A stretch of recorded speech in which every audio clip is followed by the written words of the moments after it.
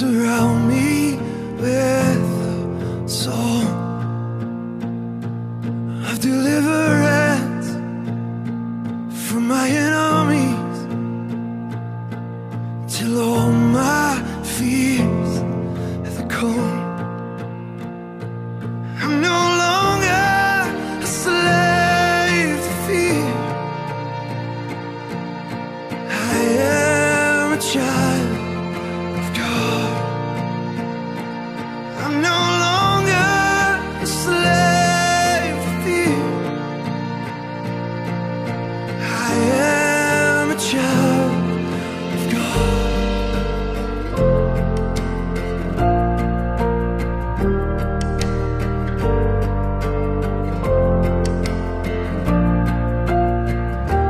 From my mother's womb, you have chosen me. Love has called my name. I've been born again to a family. Your blood flows through my veins. I'm no longer a slave to fear. I am a child of God. I'm no longer a slave to fear. I am a child of God. I'm no longer a slave to fear. I am a child of God. I'm no longer a slave to fear. I am a child of God.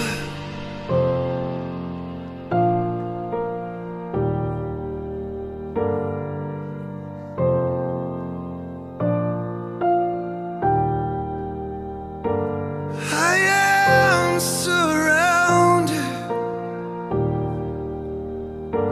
by the arms of a Father. I am surrounded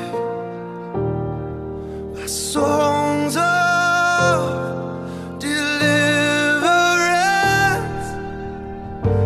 We've been liberated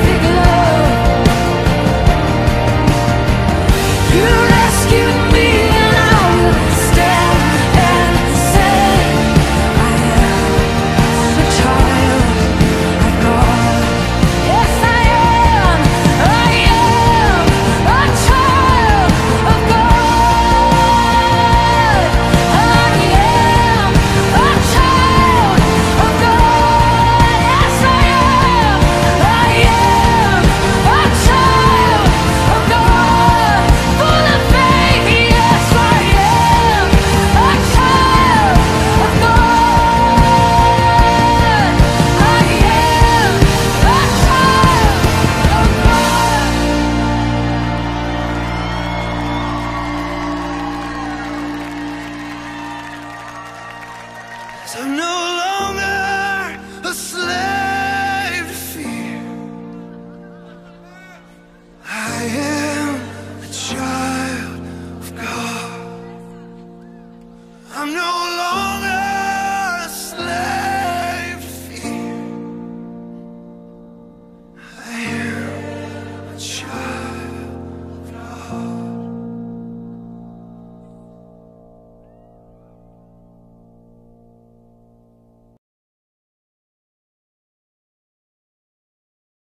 Hallelujah!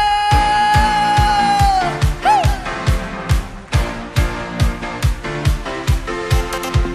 Come on. Boleh sama-sama melompat buat Allah kita. Come on.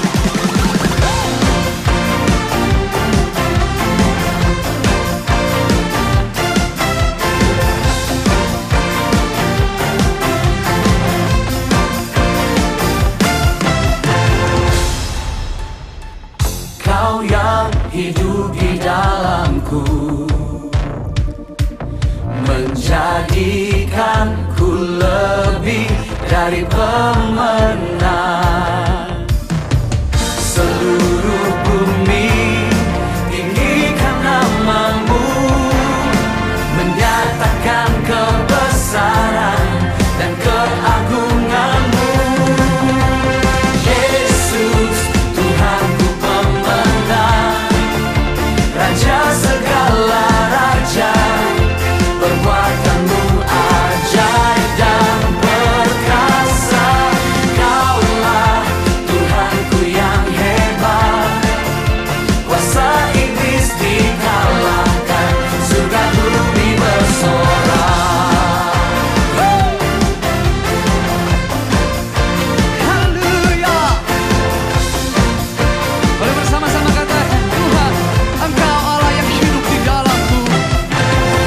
Kau yang hidup di dalamku, Lebih dari pemenang. menjadikanku lebih dari pemenang. Seluruh bumi tinggikan namamu, menyatakan kebesaran dan Sudah keagungan. bersama-sama. Yesus, Tuhanku pemenang, Raja segala raja,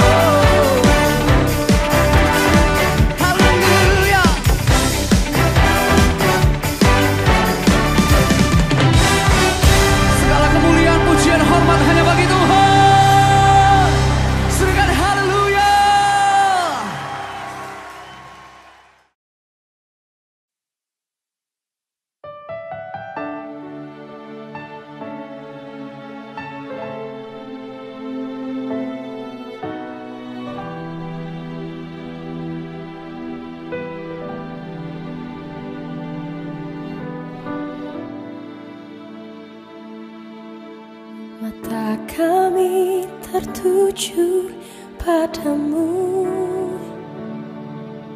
Kekuatanku hanya di dalam-Mu, erat dalam dekap-Mu, terlebih di saat aku mengerti.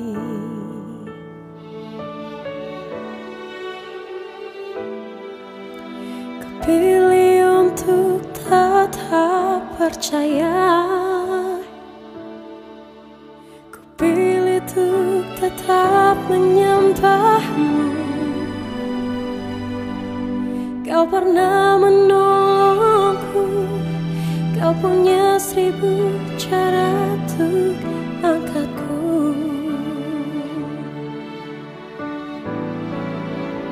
Anugerah-Mu jadi perisaiku, mengelilingiku, memeliharaku. Anugerah-Mu untuk seumur hidupku. Ada saat yang lain pergi, anugerah-Mu jadi perisaiku, mengelilingiku, memeliharaku. Anugerah-Mu untuk seumur hidupku terjadi dalam hidupku.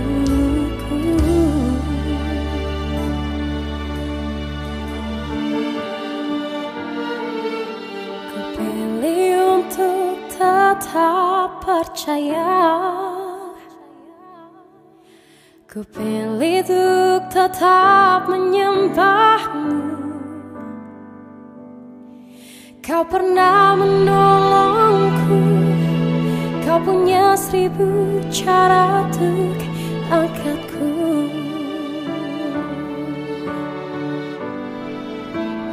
Anugerah-Mu jadi perisaiku, mengelilingiku, memeliharaku. Anugerah-Mu untuk seumur hidupku. Ada saat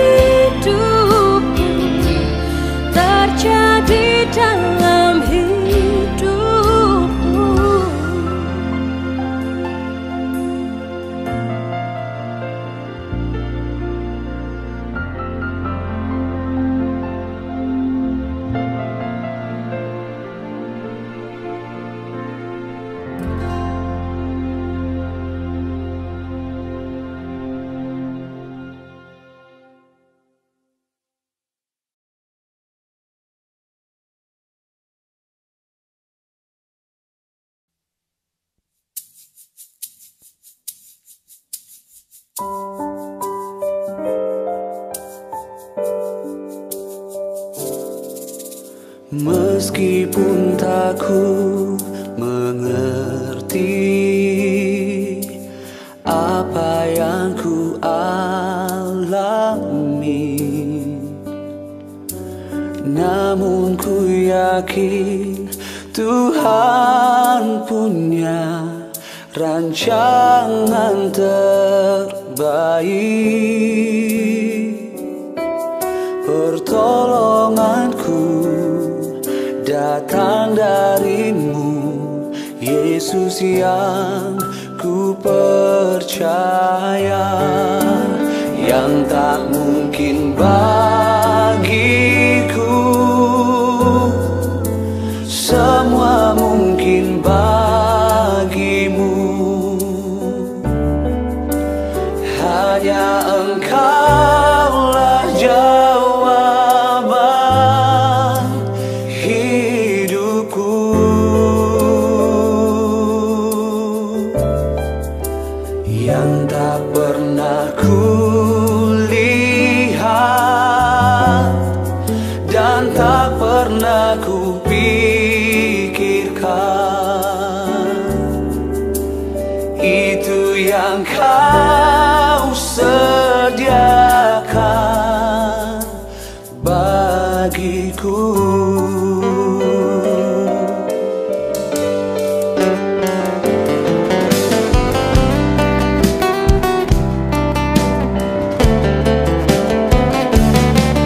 Pertolonganku datang darimu, Yesus yang ku percaya.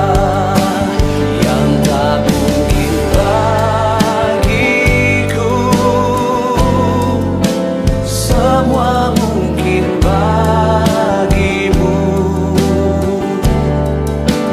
Hanya Engkaulah jawaban hidupku.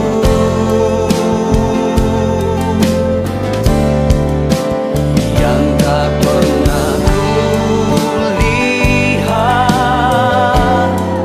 dan tak pernah ku pikirkan, itu yang Kau sediakan bagiku.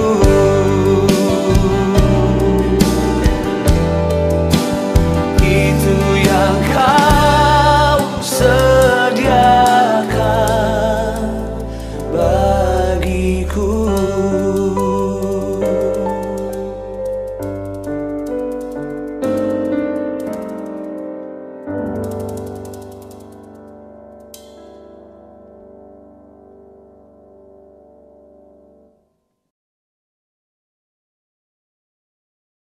Shalom, selamat hari Minggu bagi kita semua. Salam kasih karunia dari Tuhan kita Yesus Kristus. Apa kabar Bapak Ibu, saudara dan saudara semua di pagi hari ini? Saya percaya kebaikan Tuhan terus melingkupi hidup kita. Dia Bapa yang memelihara kita sampai pagi hari ini. Sungguh Dia Bapa yang sangat baik. Kita mau puji Dia, kita mau sembah Dia. Dialah Tuhan penyelamat hidup kita. Mari Bapak Ibu, sebelum mulai ibadah pagi hari ini, saya mengajak kita semua bersatu di dalam doa. Bapa yang baik, terima kasih Tuhan.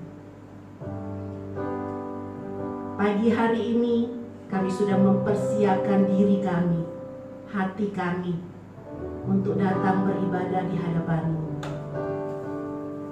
Kami tahu Tuhan, yang kami lakukan bukan karena rutinitas belaka, tapi karena kami tahu kami ingin mengucap syukur untuk setiap kebaikan Tuhan yang sudah kami terima.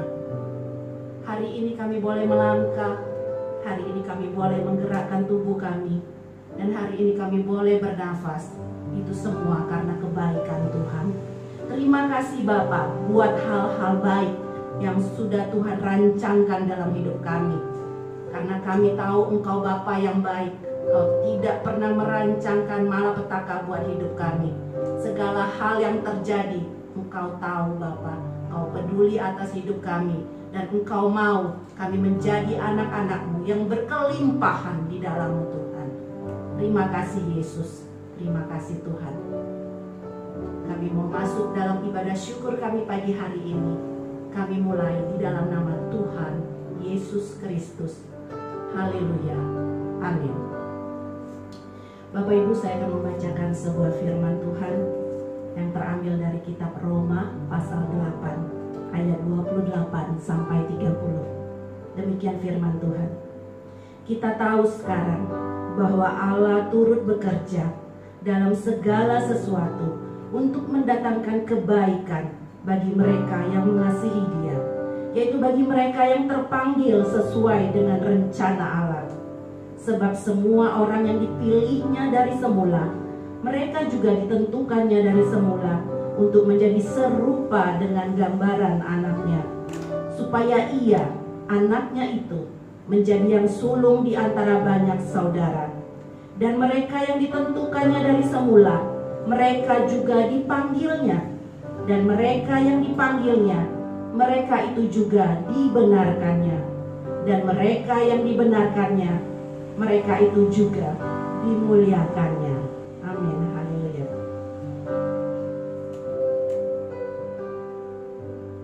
Kita angkat pujian. Engkau Allah yang turut bekerja dalam segala perkara.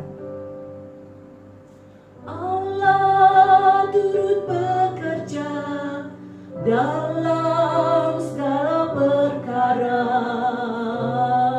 Allah berkuasa mengatasi segalanya.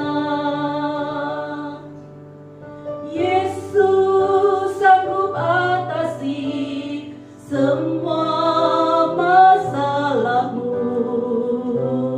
Yesus lebih besar dari segalanya. Allah turut bekerja. Nyatakan dari awal pujian ini menjadi kesaksian iman kita. Allah turut bekerja dalam segala perkara. Allah berkuasa mengatasi segalanya. Yesus sanggup atasi semua masalahmu. Yesus lebih besar dari segalanya. Yesus lebih besar dari segala-galanya. Dia tak tinggalkanku seorang diri. Masalah hidupku tak melebihi kekuatanku.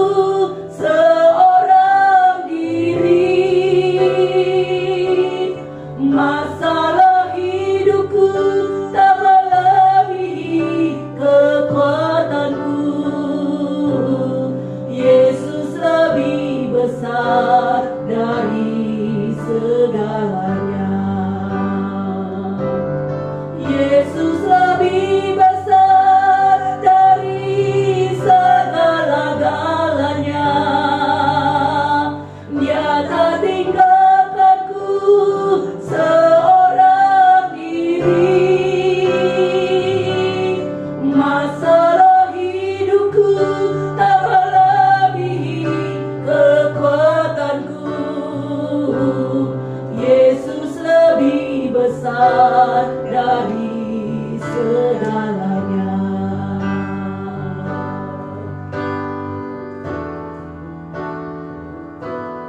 Yesus lebih besar dari segala-galanya. Dia tak tinggalkanku seorang diri. Masalah hidupku tak melebihi kekuatanku. Yesus lebih besar dari segalanya. Yesus lebih besar dari segalanya. Yesus lebih besar dari segalanya. Haleluya, haleluya, haleluya. Kami sembah Kau Bapa kami yang besar, Kau Yesusku yang besar. Kami sembah.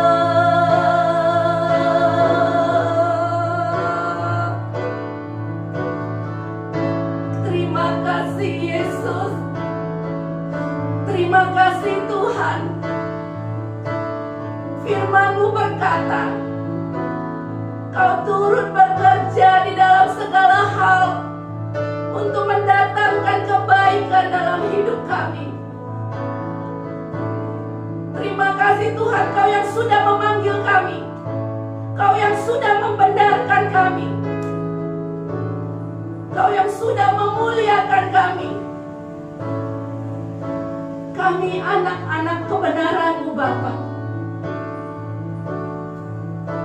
Kami muliakan Engkau Tuhan dengan apa yang ada di dalam hidup kami.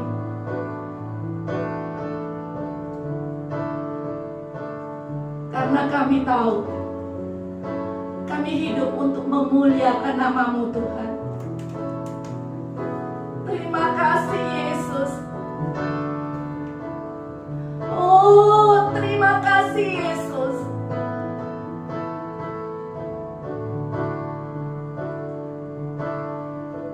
Tiada lain seperti-Mu Tuhan di dalam hidup ini.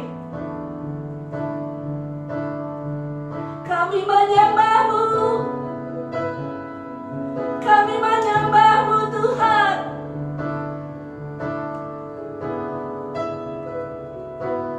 Hormat pujian kami hanya bagi-Mu, pemilik hidup kami, yang berkuasa atas hidup kami. Terima kasih Bapa. Kami anak kesayangan-Mu. Kami Engkau cintai, Engkau kasihi, seperti biji mata-Mu. Terima kasih Tuhan.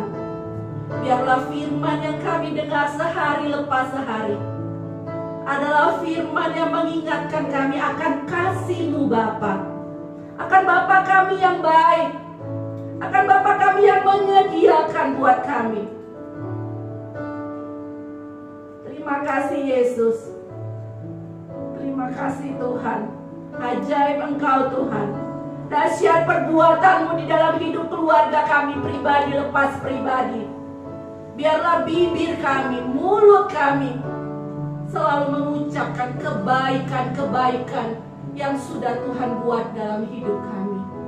Terima kasih Yesus. Kehidupan kami yang boleh terus berlangsung, pekerjaan yang boleh kami jalani di tengah-tengah masa seperti ini.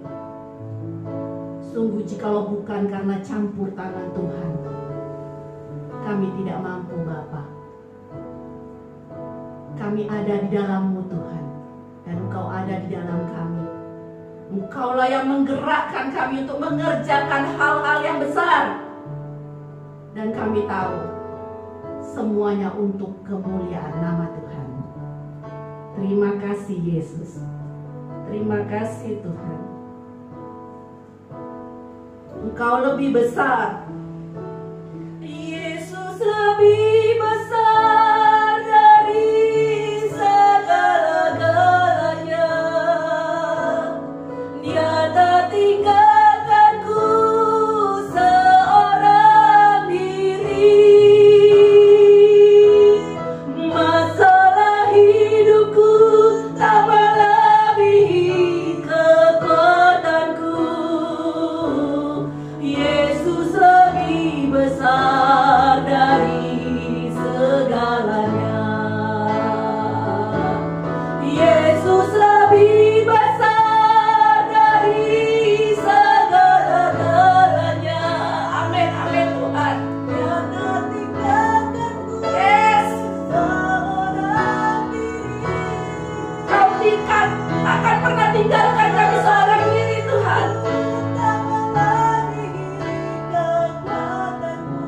Engkau yang menopang hidup kami. Kami katakan dengan iman, Kau lebih besar. Yesus lebih besar dari segala-galanya. Dia tak tinggalkanku seorang diri. Masalah hidupku tak melebihi kekuatanku. Yesus lebih besar dari segalanya. Yesus lebih besar dari segalanya. Yesus lebih besar dari segalanya. Benar Bapa, Kau terlebih besar dari segala-galanya Tuhan. Terima kasih Bapa, Kau peduli atas hidup kami. Kau turut bekerja dalam setiap proses kehidupan yang harus kami lalui. Kami tahu Tuhan, kami mendapatkan yang terbaik dari-Mu. Yang terbaik ada di dalam hidup kami. Kami mendapatkan Yesus sebagai Tuhan dan Juru Selamat kami. Kami percaya Tuhan, hidup hanya ada di dalam-Mu Yesus. Kaulah jalan, Kaulah kebenaran, dan Kaulah hidup. Itu firman-Mu, kami pegang, ya dan amin. Terima kasih Tuhan.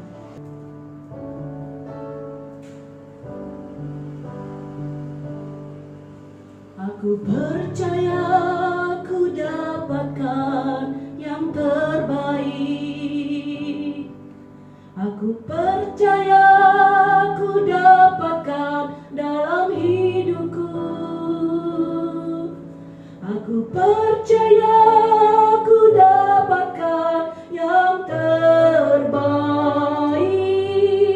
terbaik darimu.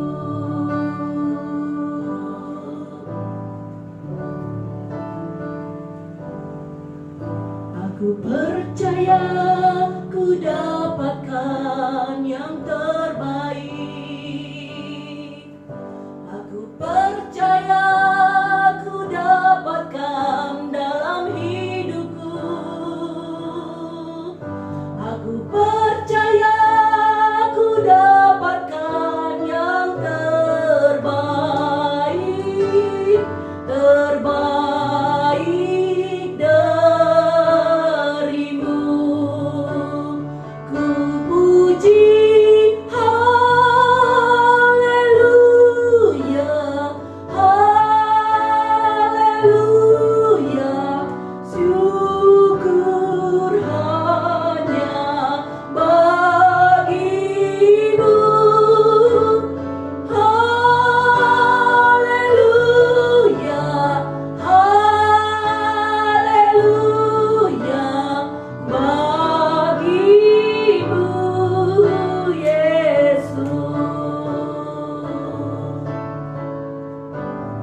pujian dari ini.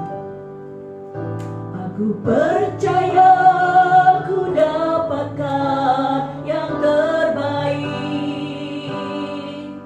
Aku percaya ku dapatkan dalam hidupku. Amin, amin Tuhan.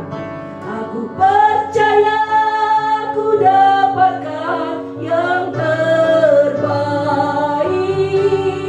terbaik darimu. Ku puji haleluya, haleluya. Syukur hanya bagimu. Haleluya, haleluya. Bagimu Yesus. Ku puji haleluya, haleluya. Syukur hanya bagimu. Haleluya, haleluya.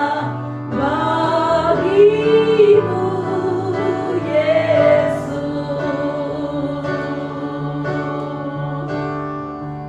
Yang terbaik sudah kita dapatkan dari Dia. Bulan ini tema kita adalah tentang finance, keuangan dan penata layanan.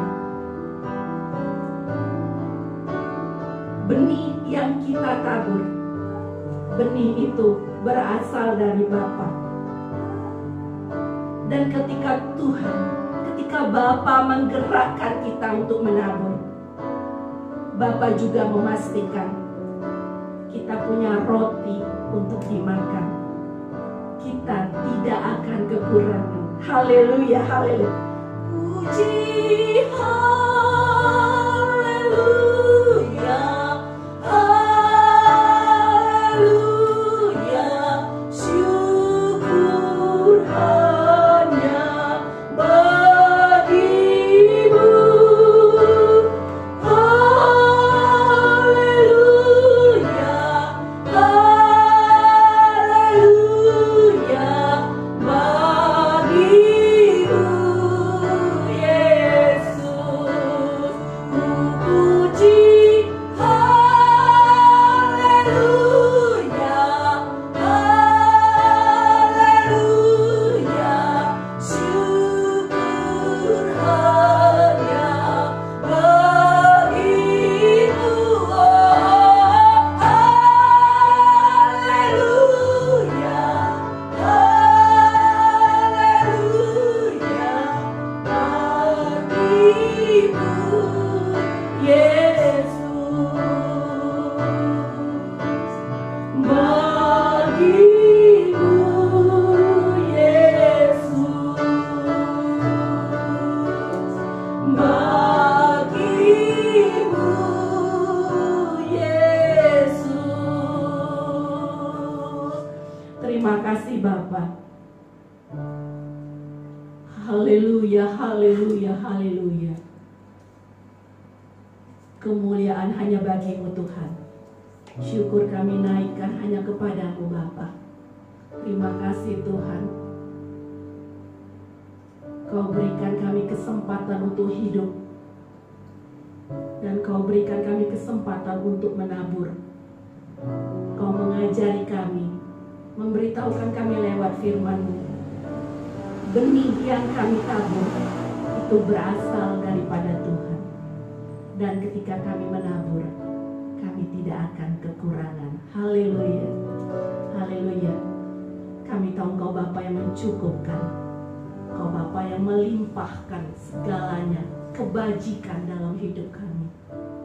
Terima kasih Tuhan. Terima kasih kami boleh mengenal Engkau Yesus. Biarlah kami perkatakan bahwa kami mau terus hidup di dalam-Mu Tuhan. Yesus satu-satunya di dalam hidup kami. Thank you Lord. Jika kami punya Engkau Tuhan, itu lebih dari cukup buat hidup kami. Haleluya. Amin.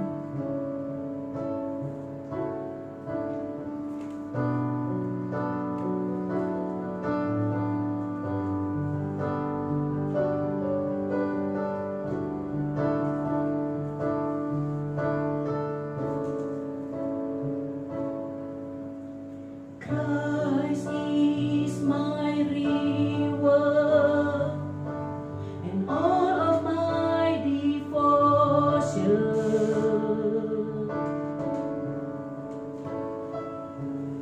Now there's nothing in this world that could ever satisfy.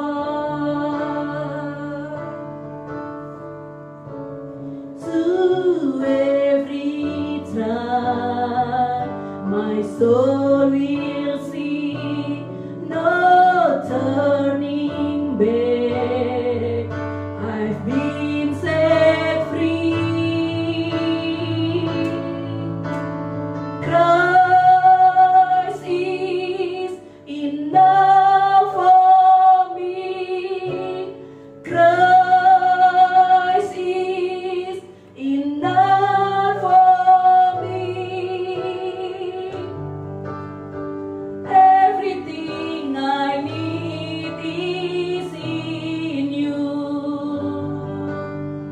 Everything I need. Christ my all in all, the joy of my salvation.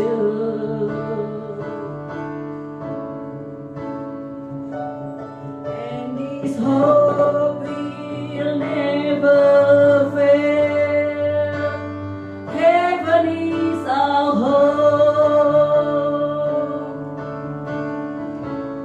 Through every storm, my soul will see Jesus is here. To God be the glory. Christ is enough for me. Christ is enough for me. Everything I need is in you. Everything I need, I have decided to follow Jesus. No turning back, no turning back. I have decided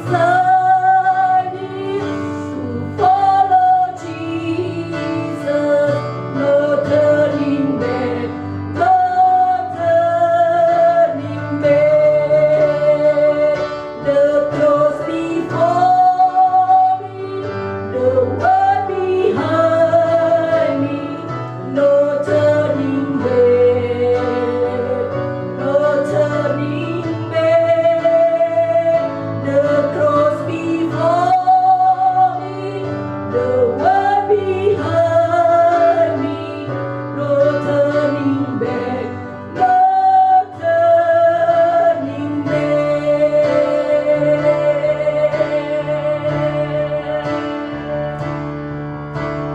Christ is enough for me.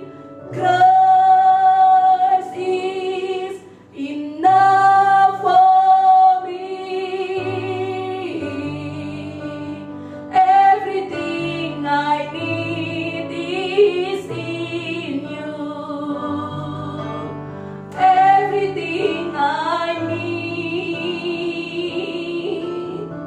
Christ is enough for me. Amin Tuhan. Christ is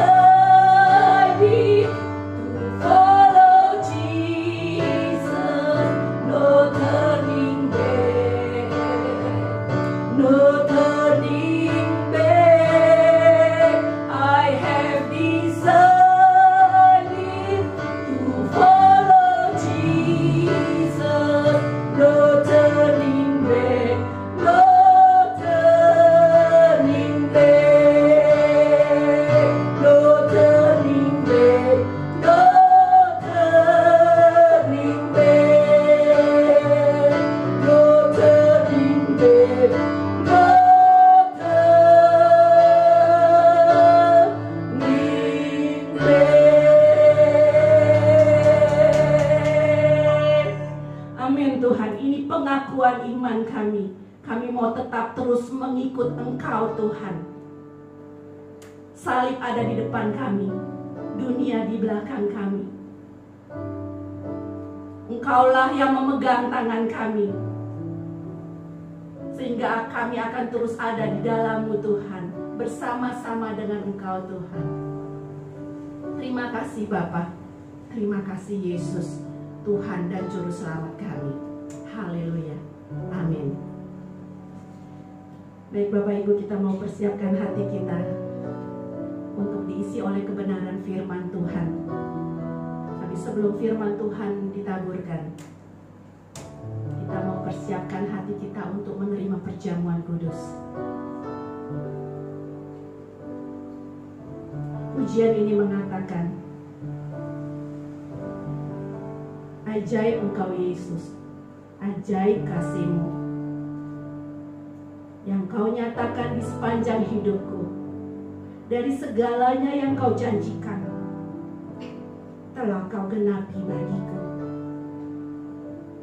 Banyak yang sudah Kau perbuat dalam hidupku. Kami mau bersyukur memuji-Mu. Kami mau menyembah-Mu Yesus selamanya. Ajaib Kau Yesus, ajaib kasih-Mu, yang Kau nyatakan di sepanjang hidupku. Dari segalanya yang Kau janjikan, telah Kau genapi bagiku. Ajaib Kau Yesus, ajaib kasih-Mu, yang Kau nyatakan di sepanjang hidupku. Dari segalanya yang Kau janjikan, telah Kau genapi bagiku. Banyaklah yang telah Kau buat dalam hidupku. Ku mau bersyukur, ku memuji-Mu. Dengan apa ku dapat membalas kasih-Mu? Ku sembah Kau Yesus selamanya.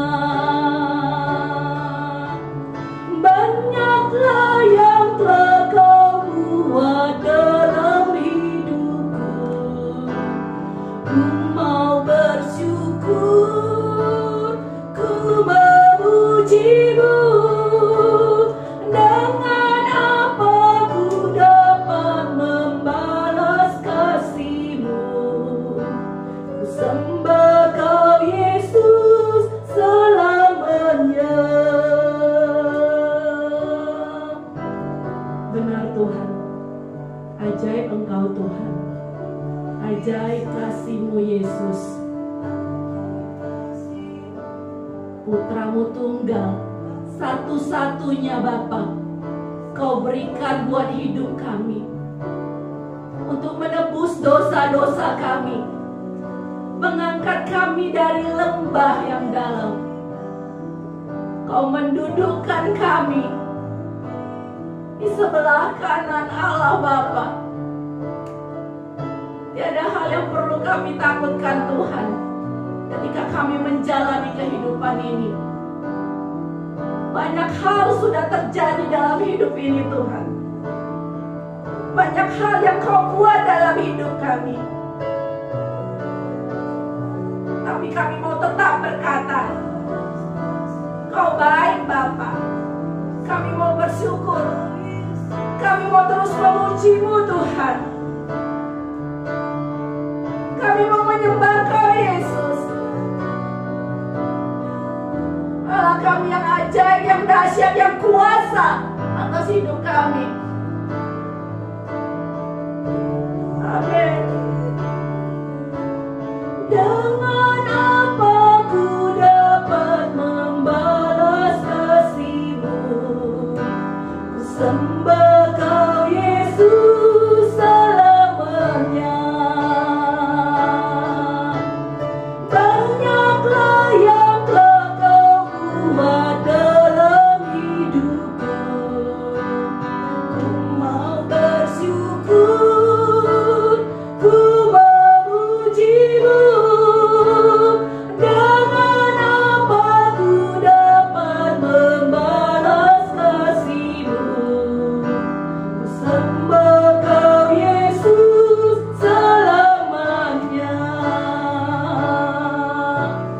Sembah Kau Yesus selamanya. Sembah Kau Yesus selamanya. Terima kasih Tuhan, terima kasih. Kami sudah menyembah Engkau, mengucap syukur buat setiap kebaikan Tuhan yang boleh kami rasakan dalam kehidupan kami. Terima kasih Bapa, terima kasih Tuhan Yesus. Saya mengajak kita semua membuka 1 Korintus 11 ayat yang ke-23 sampai ayat yang ke-26. 1 Korintus pasal 11 ayat 23 sampai ayat yang ke-26. Ayat-ayat ini adalah ayat yang ditulis oleh Rasul Paulus kepada kita semua. Apa yang dia pesankan tentang perjamuan kudus, mari kita bacakan. 1 Korintus 11 ayat 23 sampai 26. Sebab apa yang telah kuteruskan kepadamu telah aku terima dari Tuhan, yaitu bahwa Tuhan Yesus pada malam waktu ia diserahkan mengambil roti, dan sesudah itu ia mengucap syukur atasnya. Ia memecah-mecahkannya dan berkata, inilah tubuhku yang diserahkan bagi kamu. Perbuatlah ini menjadi peringatan akan aku. Demikian juga ia mengambil cawan sesudah makan, lalu berkata, cawan ini adalah perjanjian baru yang dimateraikan oleh darahku. Perbuatlah ini setiap kali kamu meminumnya dan menjadi peringatan akan aku. Sebab setiap kali kamu makan roti ini dan minum roti ini, kamu memberitakan kematian Tuhan sampai ia datang. Bapak Ibu sekalian, bagi kita yang percaya, salib adalah tanda pertobatan. Semua orang yang percaya kepada Yesus melihat salib adalah bukti kasih Allah yang luar biasa. Karena saliblah saya dan Anda hari ini ada.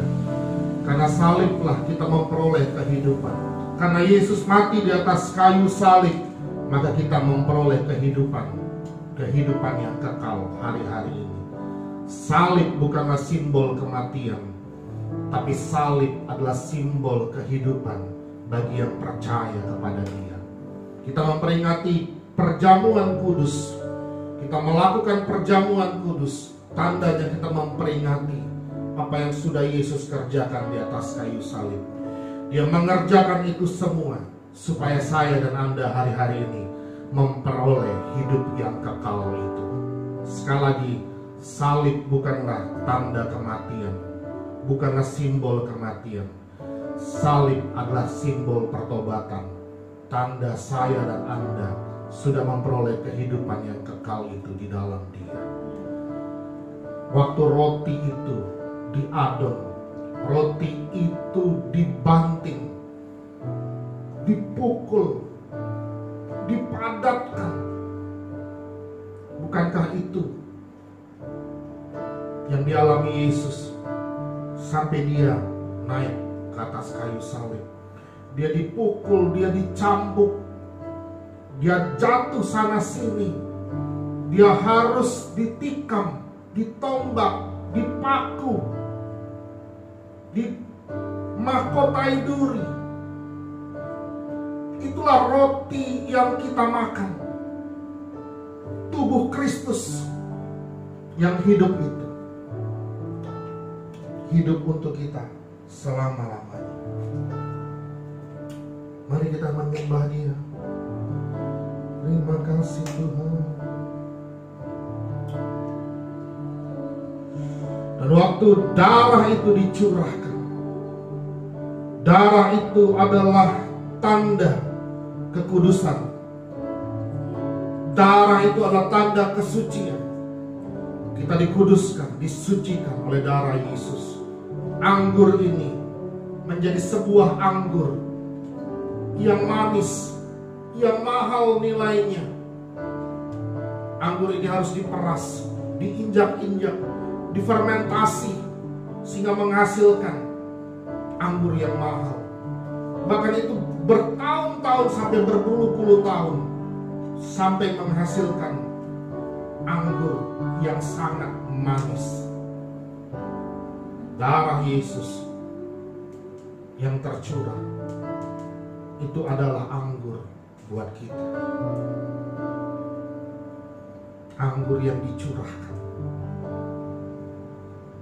karena dosa dan pelanggaran saya dan Anda, supaya hari-hari ini saya dan Anda disebut orang-orang benar, orang-orang suci, dan orang-orang kudus. Mari kita angkat roti dengan tangan kanan kita. Roti adalah kesembuhan bagi kita yang percaya. Kita makan bersama-sama dalam nama Tuhan Yesus. Terima kasih Tuhan.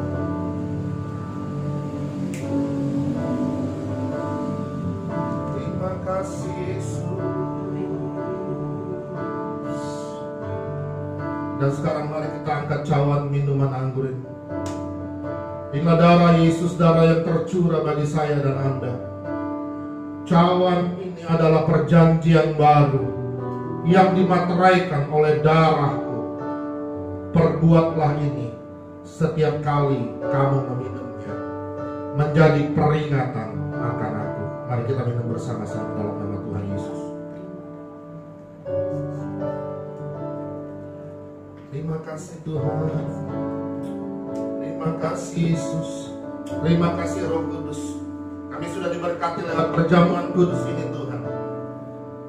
Dan sebentar kami akan mendengarkan firman-Mu. Kau mengurapi hamba-Mu, hamba-Mu yang sebentar akan menyampaikan kebenaran firman-Mu Tuhan.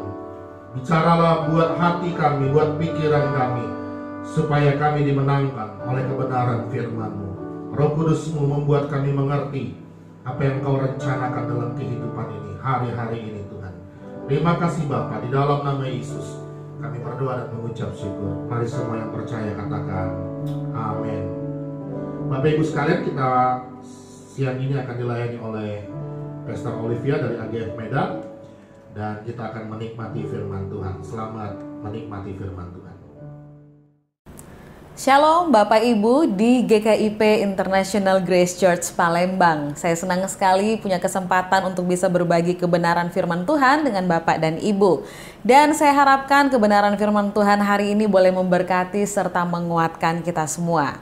Nah, waktu saya dihubungi oleh Pastor Yo, saya dikasih topik bahwa pembahasan yang akan disampaikan untuk tanggal 14 ini adalah tentang finance and stewardship atau keuangan dan juga penata layanan.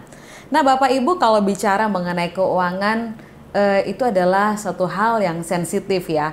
Apalagi dalam masa-masa seperti ini, saya banyak banget lihat di sosial media bagaimana orang upload status berkaitan dengan keuangan yang menjadi pergumulan sebagian besar orang saat ini.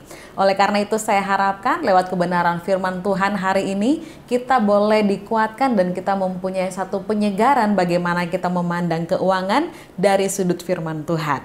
Oke? Nah, mari kita buka sama-sama kebenaran firman Tuhan dari Lukas pasal yang ke-16 mulai ayat yang pertama sampai nanti saya stop bacanya di mana. Oke? Silakan dibuka gadgetnya atau Alkitabnya. Lukas pasal yang ke-16 mulai ayat yang pertama. Saya akan bacakan, silakan Bapak Ibu Saudara juga menyimaknya sambil membaca di Alkitabnya masing-masing. Lukas 16 ayat pertama sampai ayat yang ke-9. Perumpamaan tentang bendahara yang tidak jujur. Dan Yesus berkata kepada murid-muridnya, ada seorang kaya yang mempunyai seorang bendahara. Kepadanya disampaikan tuduhan bahwa bendahara itu menghamburkan miliknya. Lalu ia memanggil bendahara itu dan berkata kepadanya, apakah yang kudengar tentang engkau? Berilah pertanggungan jawab atas urusanmu, sebab engkau tidak boleh lagi bekerja sebagai bendahara. Kata bendahara itu di dalam hatinya, apakah yang harus aku perbuat? Tuanku memecat aku dari jabatanku sebagai bendahara. Mencangkul aku tidak dapat, mengemis aku malu. Ayat yang keempat, aku tahu apa yang akan aku perbuat, supaya apabila aku dipecat dari jabatanku sebagai bendahara, ada orang yang akan menampung aku di rumah mereka. Lalu ia memanggil seorang demi seorang yang berhutang kepada tuannya. Katanya kepada yang pertama, "Berapakah hutangmu kepada tuanku?" Jawab orang itu, 100 tempayan minyak. Lalu katanya kepada orang itu, "Inilah surat hutangmu. Duduklah dan buat surat hutang lain sekarang juga 50 tempayan."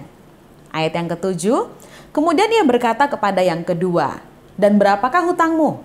Jawab orang itu, 100 pikul gandum. Katanya kepada orang itu, "Inilah surat hutangmu, buatlah surat hutang yang lain 80 pikul." Ayat yang ke-8, lalu tuan itu memuji bendahara yang tidak jujur itu, karena ia telah bertindak dengan cerdik. Sebab anak-anak dunia ini lebih cerdik terhadap sesamanya daripada anak-anak terang.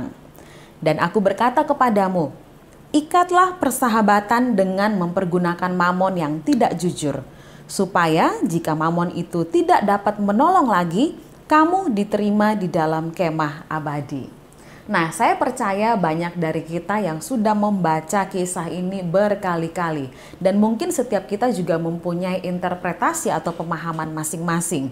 Namun hari ini kita mau melihat dari sudut pandang yang mungkin kalau ada di antara Bapak Ibu yang mempunyai pemahaman yang sama, puji Tuhan ya, dikuatkan. Tapi kalaupun mungkin ada yang berbeda, coba kita membuka pikiran kita ya untuk mempunyai satu pemahaman yang lebih luas lagi. Kalau kita membaca perumpamaan-perumpamaan yang disampaikan oleh Yesus, seringkali kita dengan mudah mengartikan ya, misalnya dengan kisah seperti ini.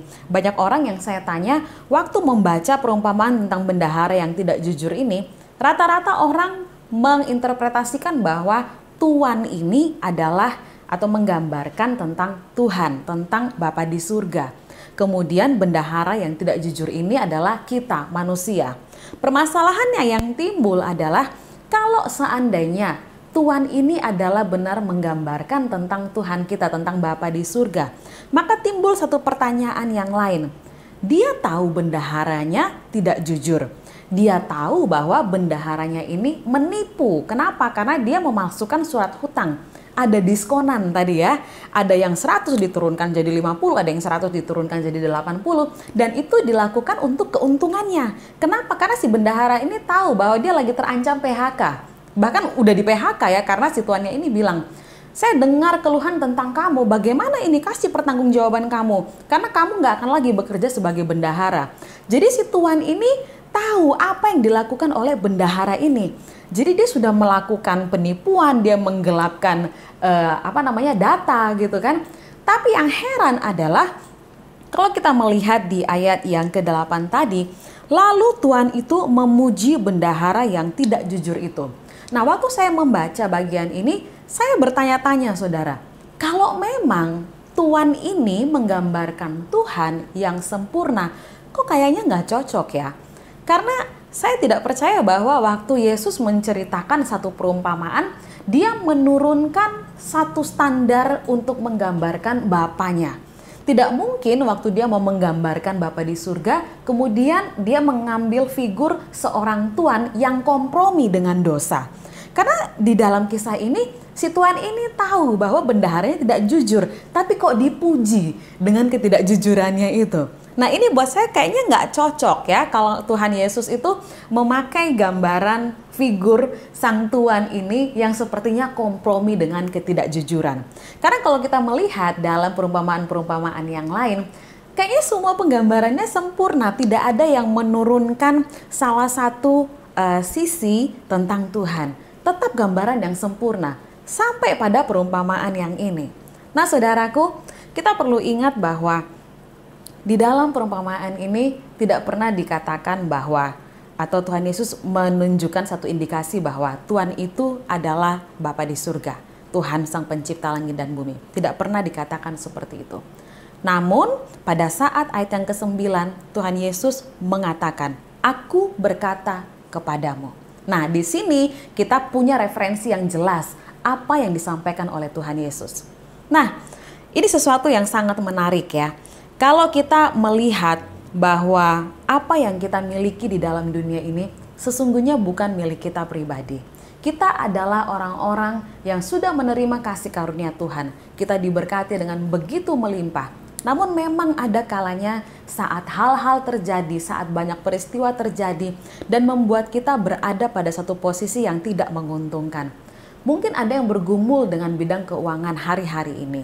Tapi kita mau ambil satu pelajaran, bagaimana sih pandangan firman Tuhan tentang keuangan bagi orang-orang percaya dan bagaimana keuangan itu mempunyai peranan penting dalam pelayanan gereja. Oke? Nah, saya akan lanjutkan kisah mengenai perumpamaan bendahara yang tidak jujur tadi. Kalau memang si Tuhan tadi itu bukanlah Bapa kita, kenapa Tuhan Yesus kok menceritakan kisah ini? Dan bahkan dia mengatakan, aku berkata kepadamu, ikatlah persahabatan dengan mempergunakan mamon yang tidak jujur. Supaya jika mamon itu tidak dapat menolong lagi, maka kamu diterima di dalam kemah abadi.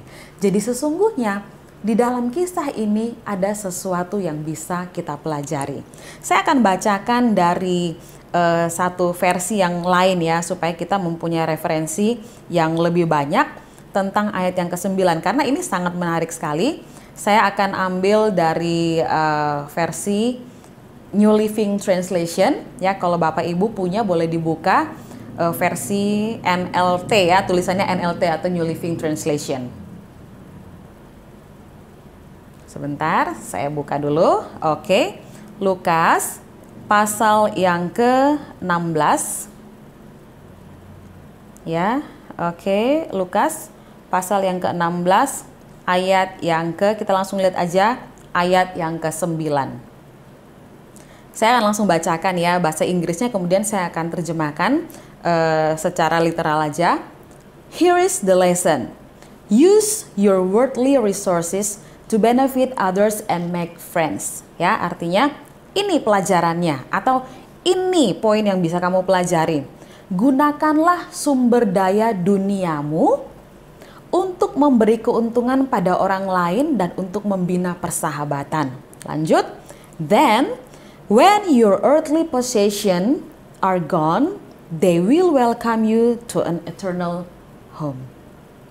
Terjemahannya, kemudian kalau nanti kepemilikan atau yang kamu miliki di bumi ini berlalu, ya, mereka akan menyambutmu di rumah yang abadi. Tidakkah kita melihat sesuatu yang berbeda di sini? Tuhan Yesus tidak bukan kurang kerjaan ya menceritakan tentang perumpamaan bendahara yang tidak jujur ini. Tapi dia sedang memberikan satu pelajaran yang ditekankan pada ayat yang ke-9. Dan dikatakan tadi, ini pelajarannya, ini yang perlu kamu perhatikan. Gak usah pusing, ini tuannya menggambarkan siapa, si bendahara ini menggambarkan siapa. Itu bukan poin utamanya. Karena yang diterangkan adalah waktu kita berbicara mengenai tuan dan bendahara ini, itu adalah tentang sistem yang terjadi di dalam dunia. Di dalam dunia, kalau kita melihat yang namanya sogok, yang namanya nyuap, itu udah biasa, saudara. Ya, banyak orang melakukan ya istilah yang ngetren itu KKN gitu kan, demi mendapatkan keuntungan pribadi. Tapi di tengah-tengah kerunyaman yang ada di dalam dunia ini, ada satu pelajaran yang Tuhan Yesus mau supaya kita perhatikan. Dikatakan bahwa gunakanlah hartamu yang ada di dunia ini untuk bisa memberi keuntungan pada orang lain dan untuk membangun persahabatan atau pertemanan.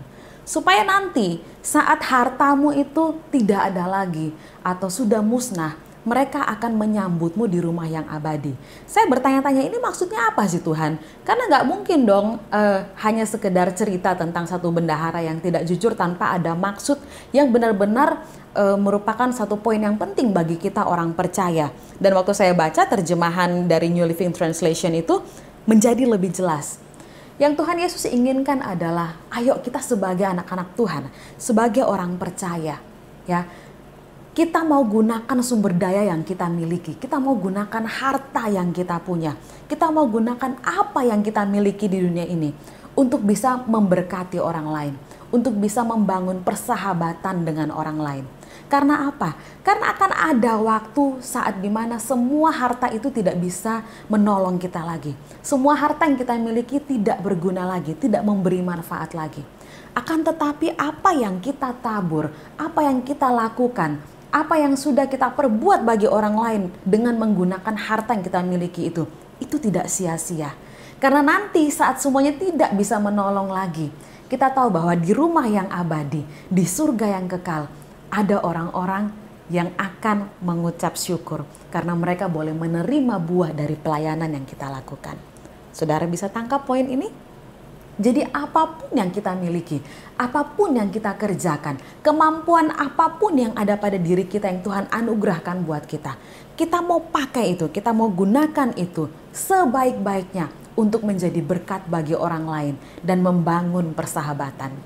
Ada satu kisah yang lucu ya berkaitan dengan ayat ini. Seringkali saya dan Pak Daniel kami buat sebagai guyonan ya. Jadi sebelum kita lockdown ya atau melakukan kegiatan di rumah, kami sering barengan untuk ngantar anak kami pergi les gitu. Dan saya nggak tahu di Palembang sih, tapi kalau di Medan itu rata-rata kalau parkir mobil itu 3.000 ya.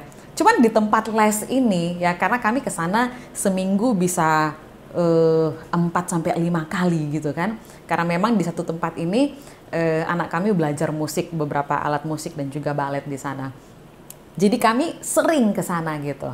Dan karena kami kesananya cukup rutin, sudah selama kurang lebih 4-5 tahun lah ya. Jadi kami rata-rata udah kenal sih dengan yang tukang parkir, yang jagain parkir di situ. Dan saya ini agak namanya bu ibu ya, kadang-kadang perhitungan gitu. Pokoknya kalau 3.000 parkir ya udah 3.000. Tapi Pak Daniel tuh suka banget kasihnya 5.000 gitu kan. Kemudian yang menarik adalah saya lihat gini kan. Kalau kami datang gitu kan, pasti langsung digeser mobil yang lain kan. Kemudian mereka benar-benar bantu karena banyak orang yang kesana untuk antar anaknya les. Jadi kadang-kadang susah untuk bisa dapat tempat parkir. Nah, tapi mereka benar-benar berusaha supaya kami bisa dapat tempat parkir yang bagus, benar-benar dipandu supaya jangan sampai nyenggol atau susah parkir dan sebagainya gitu. Benar-benar kadang-kadang untuk satu mobil parkir aja bisa 2-3 orang yang bantuin kami. Dan kalau pas kami udah mau pulang gitu kan, udah mau keluar dari halaman itu, benar-benar dibantu sampai nyebrang jalan, dihentikan semua itu.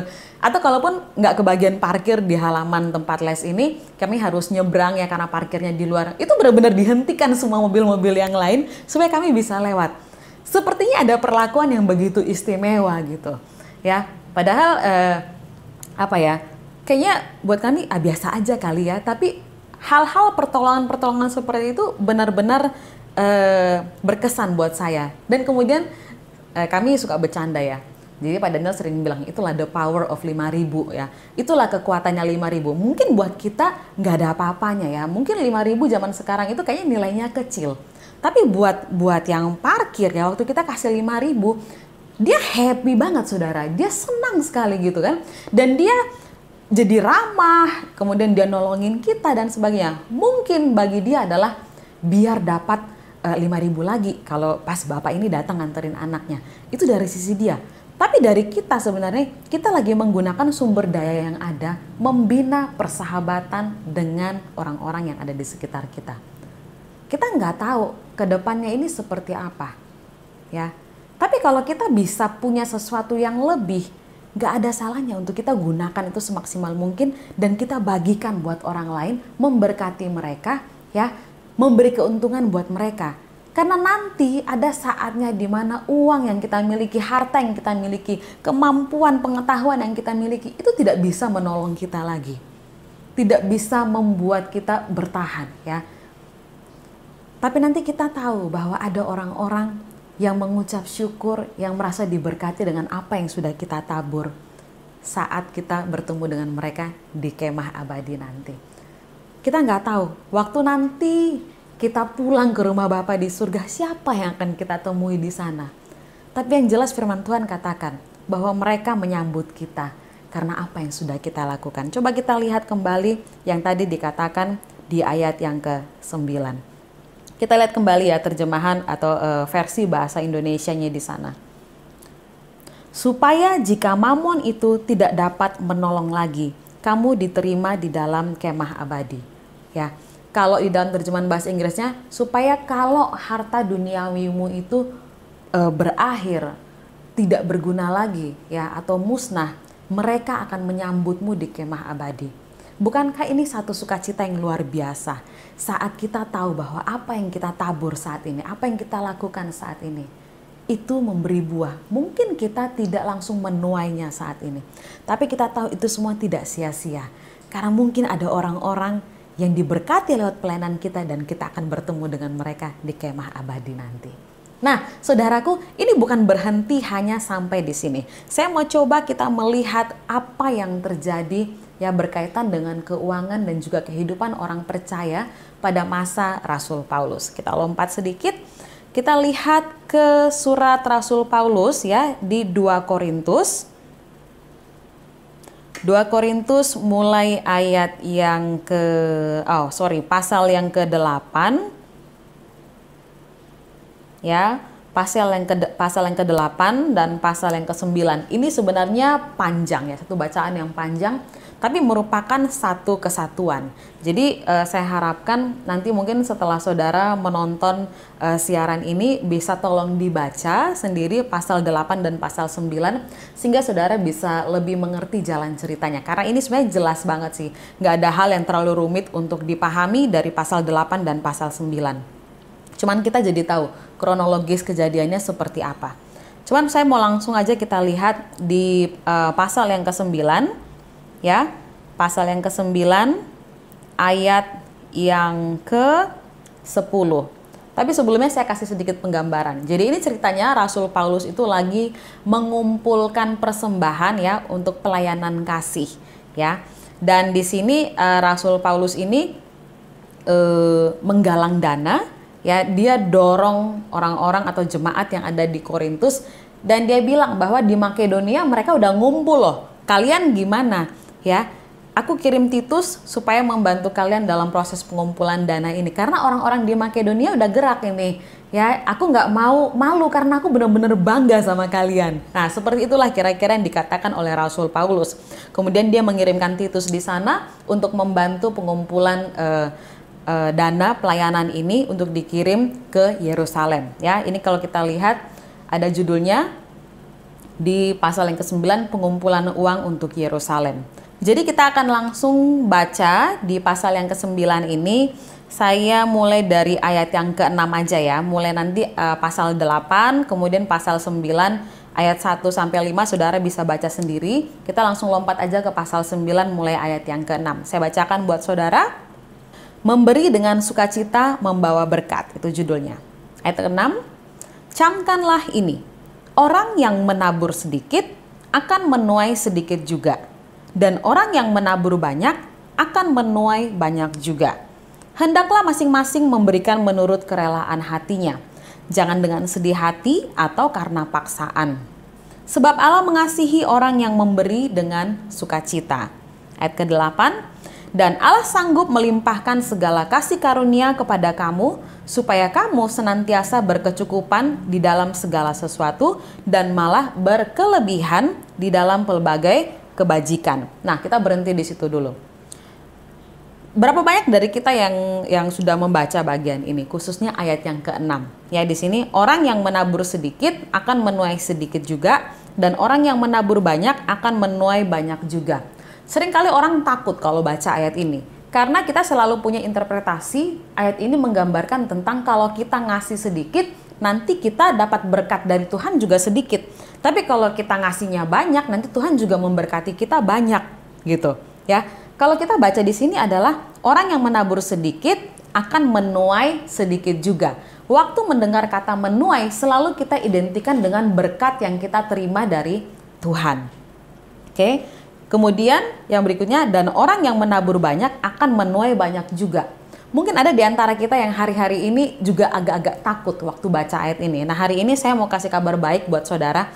Ayat ini sama sekali bukan berbicara tentang berapa yang kita kasih dan berapa yang Tuhan akan berikan buat kita sebagai tuaian atau berkat buat kita. Ini sama sekali nggak ada kaitannya dengan berkat kita. Karena saudara, coba ya kita bayangkan. Kalau seandainya berkat yang kita terima dari Tuhan itu bergantung pada seberapa yang bisa kita kasih pada Tuhan, ya, atau di dalam pelayanan, maka sebenarnya kita tidak hidup di dalam kasih karunia. Kita lagi hidup di dalam apa yang bisa kita kerjakan. Kita sedang hidup di dalam usaha pribadi, ya, usaha kita sendiri. Saya harus kerja keras supaya bulan ini saya bisa ngasih banyak buat pelayanan, supaya berkat Tuhan itu bulan depan banyak juga buat saya. Dan kemudian tiba-tiba kalau misalnya saudara lagi mengalami entah mungkin lagi nggak bagus bisnisnya, mungkin ada kerugian, mungkin ada kemalangan. Kemudian kita langsung mikir, jangan-jangan karena kemarin karena aku kasih persembahannya sedikit, makanya sekarang berkatnya seret. Banyak orang yang menginterpretasikan ayat ini seperti itu. Tapi hari ini saya mau kasih tahu bahwa ini sama sekali tidak benar. Karena kabar baiknya adalah apa yang kita terima dari Tuhan, dari Bapa kita, tidak tergantung pada apa yang kita berikan. Di sini waktu kita membaca, orang yang menabur sedikit akan menuai sedikit juga. Dan orang yang menabur banyak akan menuai banyak juga. Ini sederhana berbicara tentang dampak yang saudara bisa hasilkan dari pelayanan. Sangat sederhana. Makanya saya dorong saudara untuk baca mulai dari pasal yang ke-8 sampai pasal yang ke-9. Karena ini berbicara tentang satu kisah waktu Rasul Paulus mengadakan penggalangan dana untuk dikirim ke Yerusalem, untuk gereja di Yerusalem yang saat itu mengalami krisis keuangan. Jadi dia mendorong supaya jemaat-jemaat yang lain ini peduli dengan aspek keuangan di dalam pelayanan. Jadi waktu dikatakan bahwa orang yang menabur sedikit akan menuai sedikit, kita mikirnya yang sederhana aja. Kalau misalnya ya di dalam gereja ya kita punya dana yang sedikit, berapa banyak sih yang orang bisa kita tolong? Pasti jumlahnya juga sedikit, ya kan? Tapi kalau kita misalnya bisa adakan fundraising gitu kan, bisa kumpulkan dana yang lebih banyak, pasti dampak atau kegiatan yang bisa kita lakukan untuk memberkati orang lain juga lebih banyak. Sesederhana itu saja. Jadi saudara jangan takut waktu membaca ayat yang ke-6 ini. Sekarang coba bisa tarik napas semuanya. Iya kan? Jadinya melegakan gitu loh. Jadi jangan sampai kita memakai ayat ini untuk menakut-nakuti orang lain atau kita terintimidasi waktu kita sendiri membaca ayat ini. Deg-degan sendiri saudara. Ya, kalau memang benar berkat kita itu tergantung pada apa yang bisa kita kasih. Wah, itu apa ya? Berapa sih yang bisa kita kasih untuk Tuhan gitu kan? Kemudian ukurannya atau takarannya apa? Seberapa yang dinilai kecil dan seberapa yang dinilai besar.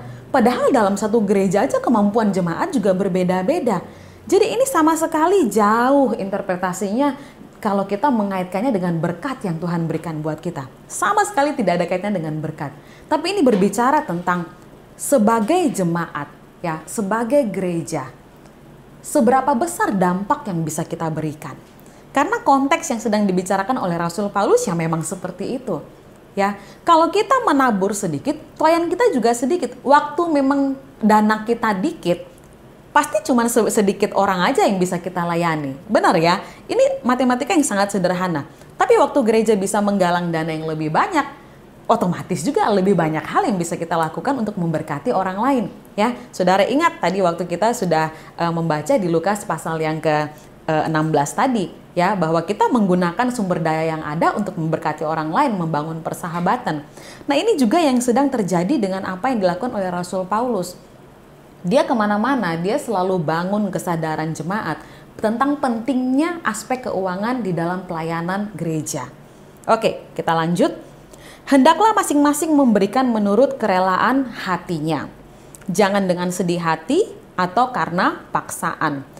Sebab Allah mengasihi orang yang memberi dengan sukacita. Ayat yang ke-8. Dan Allah sanggup melimpahkan segala kasih karunia kepada kamu, supaya kamu senantiasa berkecukupan di dalam segala sesuatu. Ya, saudara lihat, Allah kita, Bapa kita yang begitu baik itu, Dia bukan minta sama kita baru Dia bisa kerjakan sesuatu memberkati orang lain. Tidak bergantung pada apa yang kita miliki. Tapi kalau kita bisa memberi karena kita dilimpahi kasih karunia yang begitu luar biasa. Sehingga kita bisa melakukan sesuatu untuk memberkati orang lain. Sumbernya itu dari Tuhan, saudara. Ya, supaya kamu senantiasa berkecukupan di dalam segala sesuatu. Segala sesuatu itu tidak ada batasannya. Dan malah berkelebihan di dalam pelbagai kebajikan. Kebajikan apa? Kalau di sini konteksnya lagi bicara mengenai keuangan, tentang pelayanan gereja yang berkaitan dengan masalah keuangan, ya, aspek keuangan. Tuhan bukan kasihnya dikit-dikit, saudara. Tapi di sini supaya kita bisa melakukan kebajikan itu, kita malah dibuat berlebih. Ada yang lebih sehingga kita bisa berlimpah-limpah untuk melakukan kebajikan itu. Ayat yang ke-9, seperti ada tertulis, ia membagi-bagikan, ia memberikan kepada orang miskin, kebenarannya tetap untuk selama-lamanya. Ayat 10 sangat menarik, ini juga yang akan menjadi ayat terakhir kita hari ini. Ia yang menyediakan benih bagi penabur dan roti untuk dimakan. Ia juga yang akan menyediakan benih bagi kamu dan melipat gandakannya dan menumbuhkan buah-buah kebenaranmu. Coba kita perhatikan lagi ayat yang ke-10. Ia yang menyediakan benih bagi penabur. Saudara dan saya, kita menabur kebajikan. Tapi benihnya Tuhan yang memberikan buat kita. Bukankah ini sangat luar biasa? Benihnya bukan kita yang usahakan. Benihnya yang bisa kita tabur itu kita dapatkan dari Tuhan yang telah melimpahi kita dengan kasih karunia. Dilanjutkan tadi, dan roti untuk dimakan. Saudara bisa nabur, tapi kita juga bisa makan. Artinya waktu Tuhan menggerakkan kita untuk melakukan sesuatu, Dia juga pastikan bahwa saudara dan saya, kita tidak akan kekurangan. Karena kita bisa menabur, tapi kita juga punya roti untuk dimakan. Percayalah saudara, ya, kita punya Bapa yang sangat baik. Tuhan kita itu sistem kerjanya itu bukan dia alokasikan berkat, ya. Misalnya contoh, oh ini untuk Pak Daniel, ya, berkatnya bulan ini agak dikurangi karena harus dialokasikan untuk yang lain, misalnya seperti itu. Tuhan kita nggak seperti itu, saudara. Dia sangat berlimpah-limpah, ya. Waktu Dia menggerakkan kita atau Dia menyuruh kita untuk menabur, melakukan sesuatu, Dia memberikan kita benihnya, tapi kita juga tidak akan berkekurangan. Kita memberi dari kelimpahan. Kita memberi dari kelebihan. Semua kebajikan yang bisa kita lakukan karena kita mempunyai kelimpahan di dalam Kristus. Kita bisa lakukan sesuatu, kita bisa menabur, tapi kita juga punya roti untuk dimakan. Mungkin kalau di Palembang bukan roti, empek-empek, ya, gitu. Oke, kemudian dikatakan di sini, dan melipat gandakannya dan menumbuhkan buah-buah kebenaranmu. Kayaknya nggak pas ya kalau saya berhentinya cuma di ayat 10. Kita baca ayat yang ke-11.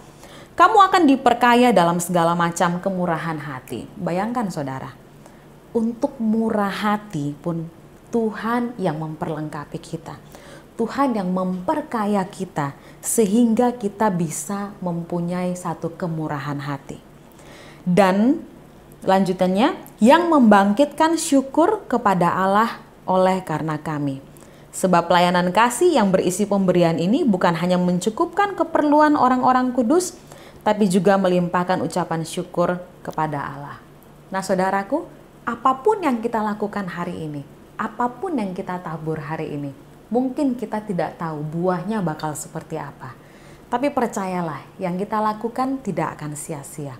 Dan itu akan membangkitkan ucapan syukur kepada Allah. Orang yang menerima atau orang yang menikmati pelayanan kita, dia pasti akan tahu bahwa ini memang karena Tuhan. Karena kalau bukan Tuhan, siapa yang bisa menggerakkan? Siapa yang bisa melimpahkan begitu banyak kebaikan? Siapa yang bisa menggerakkan supaya kita bisa melakukan kebajikan? Karena pada masa saat ini, semua orang pasti hanya berpikir tentang dirinya sendiri. Gimana aku mau ngasih, aku aja kurang. Gimana aku mau memberi, kalau aku aja nggak cukup. Tapi kalau kita orang percaya, anak-anak Tuhan, bisa menabur, bisa melakukan sesuatu, bisa berbagi. Semua itu karena ada Yesus yang di dalam kita. Kita bisa melakukan banyak kebajikan, kita diperkaya dengan segala kebajikan. Itu karena kasih karunia-Nya yang melimpah buat kita. Ingat yang sudah tadi kita baca di Lukas pasal 16, pelajaran yang Tuhan Yesus sampaikan pada ayat yang ke-9, bahwa kita pergunakan sumber daya dunia ini untuk bisa memberkati orang lain. dan juga kita mau membangun persahabatan dengan orang lain. Supaya saat semua itu hilang, saat semua itu binasa, ada orang-orang yang mengucap syukur karena apa yang sudah kita lakukan, karena mereka merasakan buah pelayanan kita. Hari ini saudara, tanya sama Tuhan, Tuhan, dengan apa yang ada padaku saat ini, apa yang bisa aku lakukan supaya namamu tetap dipermuliakan lewat kehidupanku? Apa yang Engkau mau untuk aku kerjakan? Apa yang Engkau mau untuk aku lakukan? Siapa yang Engkau mau aku tolong? Dan biar lewat semuanya itu nama Yesus yang dipermuliakan lewat kehidupan kita. Bukan karena kita punya lebih, bukan karena kita punya banyak, tapi karena kita punya sumber yang tidak terbatas, yaitu Tuhan Yesus. Kalau saudara punya kerinduan, tapi saudara bingung, Tuhan aku mau ngasih apa ya? Kok kayaknya kalau perhitungan aku sendiri kayaknya nggak cukup. Minta benihnya sama Tuhan. Dia punya benih yang tak terbatas dan dia sukacita untuk memberikannya kepada kita. Supaya kita juga bisa berbagi kasih Tuhan dengan orang-orang di sekitar kita. Baik, sampai di sini pemberitaan firman Tuhan hari ini. Saya doakan supaya ini boleh menjadi satu berkat, kekuatan baru bagi setiap kita yang mendengarkan. Dan jangan lupa untuk baca surat Korintus tadi ya, 2 Korintus pasal 8 dan 9, supaya saudara bisa mendapatkan gambaran utuh dari apa yang dilakukan Rasul Paulus dengan pelayanan dan juga aspek keuangan.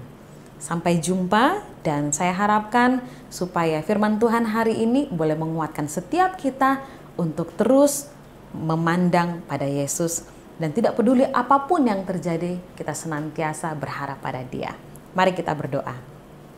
Terima kasih Tuhan buat firman-Mu hari ini. Engkau memberkati setiap keluarga yang ada di IGC Palembang. Engkau memberkati mereka dengan hikmat-Mu, dengan kekuatan yang daripada-Mu, dan biar kasih karunia-Mu berlimpah buat mereka.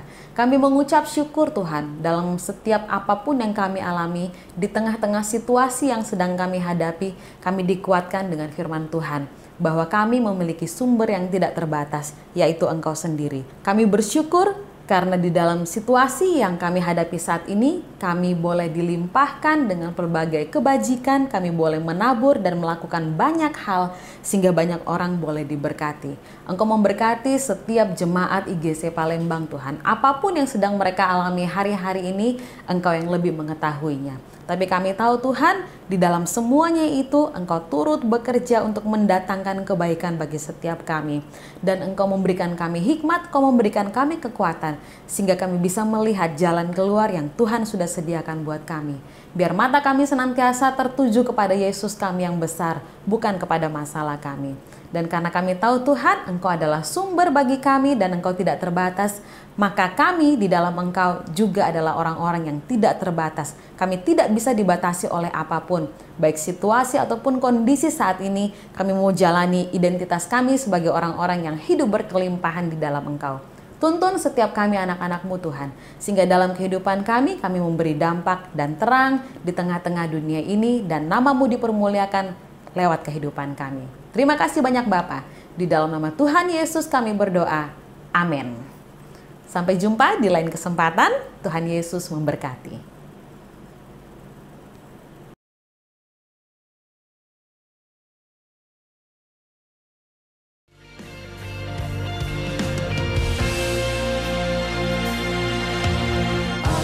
Alam semesta melukiskan kebesaran Tuhan, bumi dan surga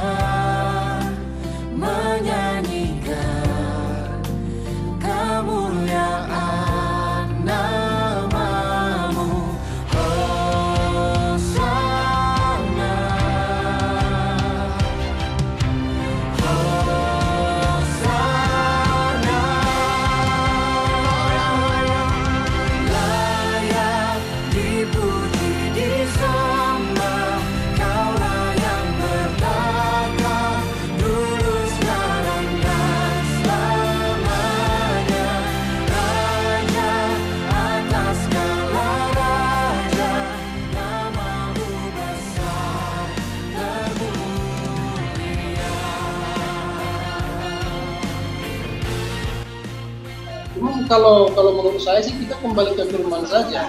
Semua yang terjadi itu mau kita buat, mau kita imani itu sebagai tanda-tanda, silakan. Yang penting kita tahu satu hal, bahwa tak seorang pun yang tahu saat itu kapan. Itu saja. Tak seorang pun yang tahu saat itu kapan kejadian itu. Hanya Bapa sendiri. Makanya sekalipun terjadi seperti ini, supaya kita berjaga-jaga sesuai dengan firman. Berjaga-jagalah dan bersiap-siaplah. Aku tak pala untuk menghadapi masa akhir zaman harus seperti apa. Tidak pernah aku mau pikirkan itu.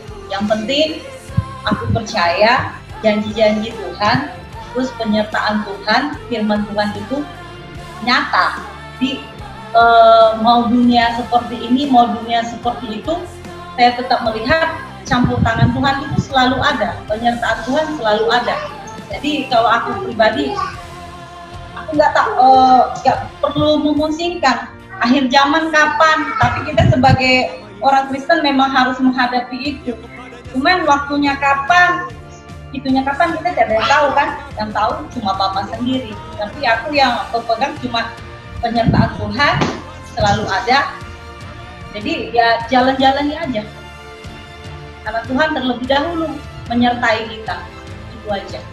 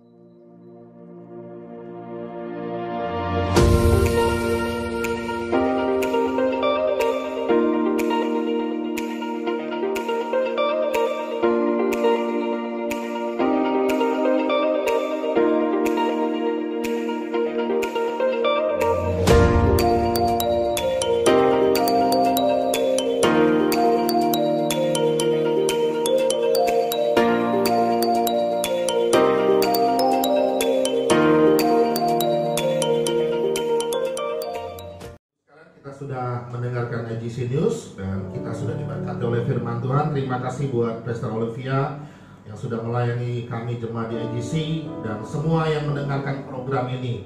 Biarlah kita semua semakin bertumbuh di dalam Tuhan. Amin. Mari kita tutup ibadah siang hari ini. Kita siap menerima berkat daripada Tuhan. Terima kasih Bapa, terima kasih Tuhan Yesus. Ku cinta Yesus, sungguh aku cinta Yesus, karena Yesus sudah lebih dulu mencintai.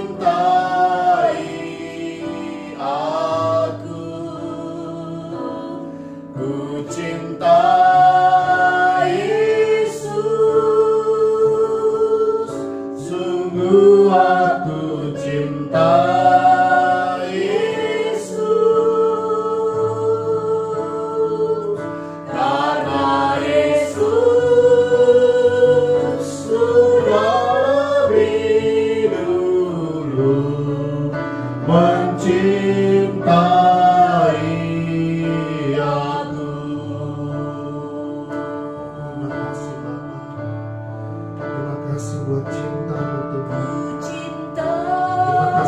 Kasih untuk kami Bapa.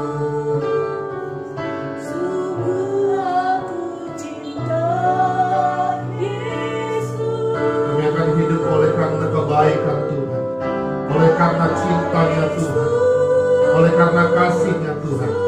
selama-lamanya. Kami akan kuat, kami akan kokoh, karena kami mengerti kami ada di dalam Kristus. Karena kami mengerti kami adalah ciptaan yang baru, memiliki identitas yang baru di dalam Engkau Tuhan. Betapa kuatnya kami di dalam Engkau, betapa kokohnya kami di dalam Engkau Tuhan. Kami percaya kami tidak akan goyah, kami tidak akan takut dan gentar, karena kami ada di dalam Engkau yang sangat mengasihi kami, yang sangat mencintai kami Tuhan. Terima kasih Bapa, terima kasih Tuhan Yesus. Karena Yesus sudah lebih dulu mencintai aku. Karena Yesus sudah lebih dulu mencintai aku. Terima kasih mencintai